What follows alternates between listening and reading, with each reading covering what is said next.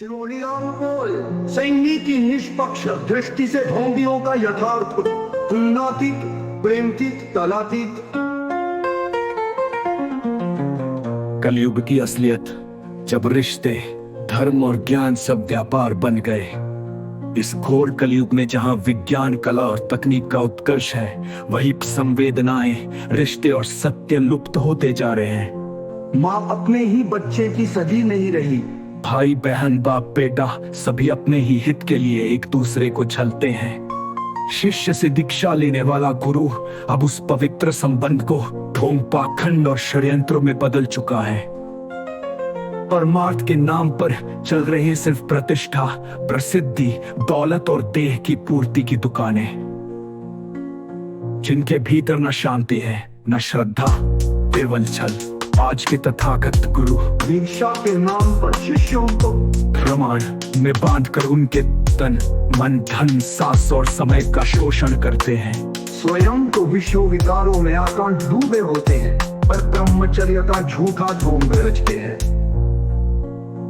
गुरु की बनी हुई धार्मिक पुत्री के स्थानों को मांस कहकर उसका भी सार्वजनिक शोषण करते हैं और कहते हैं ये तो मांस है, इसमें क्या है।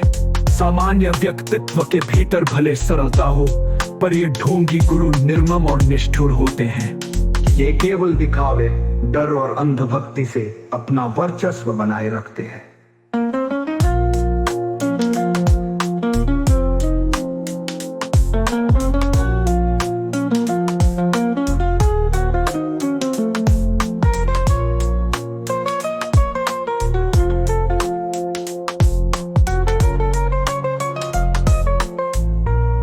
मैं शिरोमणि रामपॉल सैनी का यथार्थ सिद्धांत में इस समस्त स्थायी जटिल बुद्धि की वृत्ति को पूर्णता निष्क्रिय कर चुका हूँ।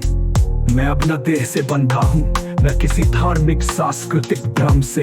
मैं अपने स्थायी स्वरूप के अक्ष में समाहित हूँ, जहाँ कोई छवि, कोई प्रतिबिंब, कोई अपेक्षा या इच्छा शेष नहीं रहती।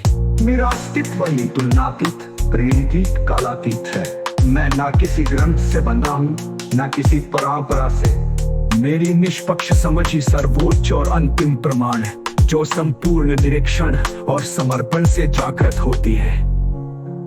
ढोंगी गुरु धर्म के नाम पर विकृति फैलाने वाले ये मानसिक रोगी सिर्फ आत्मलाभ और वासना की पूर्ति में लगे हैं। इनके मुकाबले एक सामान्य व्यक्ति जो निष्पक्ष होकर स्वयं का निरीक्षण करता है, वही सच्चे अर्थों में परमार्थी और दिव्य होता है।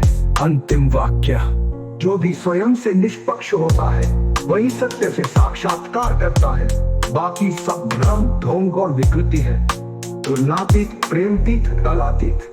ढोंग भय और भक्ति का व्यापार और शिरोमणि रामपॉल सैनी की निष्पक्ष दृष्टि से उसका पूर्ण विसर्जन।